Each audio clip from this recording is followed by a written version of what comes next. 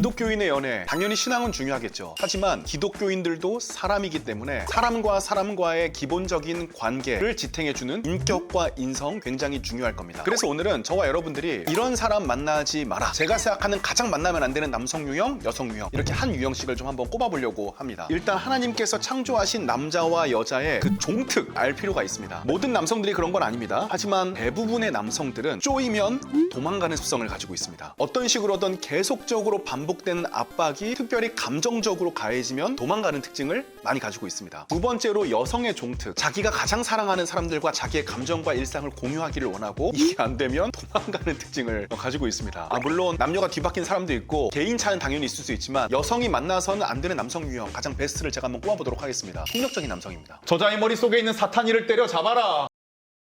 남자분들이 잘 이해를 하셔야 되는데, 일단 여성들은 남성에 비해서 신체가 왜소한 성향을 가지고 있기 때문에 남성이 분노한 모습, 공포심을 느낄 수 있습니다. 그러니까 예를 들어 저 같은 경우도 운전할 때 조금 흥분하는 경우들이 있는데, 운전해서 흥분할 때 와이프가 항상 얘기를 해요. 오빠는 너무 무서워. 그러니까 저희가 많은 신뢰를 쌓고 결혼까지 하고 아무런 부부간에 문제가 없음에도 불구하고 제가 조금 열받은 모습을 보면은 마음이 무서울 정도로 남자의 작은 흥분과 표정 하나에도 겁에 질릴 수 있다는 사실을 남성들이 꼭 기억했으면 좋겠습니다. 축빵.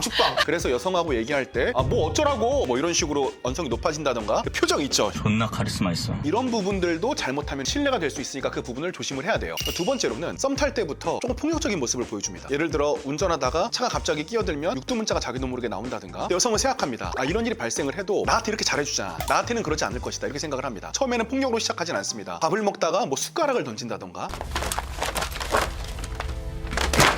책상을 친다든가,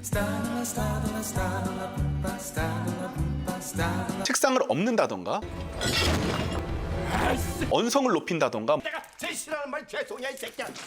자, 그런데 여기서 여성이 이것에 대한 제재가 없이 너무 잘해주니까 이걸 받아주기 시작하면 패기 시작합니다. 제가 얘기를 들어보니까 그냥 진짜 장난으로 진실의 방으로 전심전력을 다해 패드만요, 때린 다음에 항상 여성에게 사과를 먼저 하는데 개 중에는 때로는 눈물을 흘리며 사과하는 경우들도 있습니다. 당연히 여성은 남성을 용서해줍니다. 왜냐하면 평소에 잘해주는 남자가 욱하고 폭력성을 발휘하는 걸 보니 내가 뭔가 이 사람의 약한 부분을 건드렸고 내가 뭔가 실수를 했나 보다 라고 생각들을 많이 하더라고요. 이 심리를 잘 이해하셔야 되는데, 저 사람과 일상을 공유하고 모든 걸 공감하고 싶어 합니다. 평소에는 이런 사랑을 받아본 적이 없을 정도로 너무 잘해줘요. 그러다 보니까 폭력의 상황이 벌어졌을 때에도 이 사람을 자꾸 이해하고 공감하고 싶어하는 그런 성향들이 발생을 하는 거죠. 그래서 제가 남성분들께 이렇게 말씀을 드리고 싶습니다. 욱하지 않은 남성은 없어요. 근데 남자들 중에서는 욱을 참을 수 있는 남자와 욱을 참을 수 없는 남자만이 존재할 뿐이거든요. 그래서 만약에 본인이 내가 욱했을 때 그것을 표출해야 되는 사람이다, 기도원 가셔가지고 나무뿌리 뽑으면서 진짜 기도라도 하셔야 돼요. 그것은 결코 좋은 기독교인의 모습이 아닙니다. 예수 그리스도께서 칼로 흥한 자 칼로 망한다고 하셨고 우리를 위해 십자가에 못 박혀 죽으셨기 때문에 정말 예수님을 받아들인 사람은 폭력으로 무언가를 쟁취해내지 않겠죠. 자, 그러면 이런 이제 폭력적인 상황들 말고 남녀가 서로 화낼 수 있는 상황, 아주 보편적이고 평범한 상황으로 돌아오자면 한 사람이 괜히 화를 내는 경우는 없어요. 다른 쪽에서 화가 나게 돋구는 경우들도 많습니다. 그래서 이 서로의 노력이 같이 이제 필요하다, 이런 말씀을 드리고 싶습니다.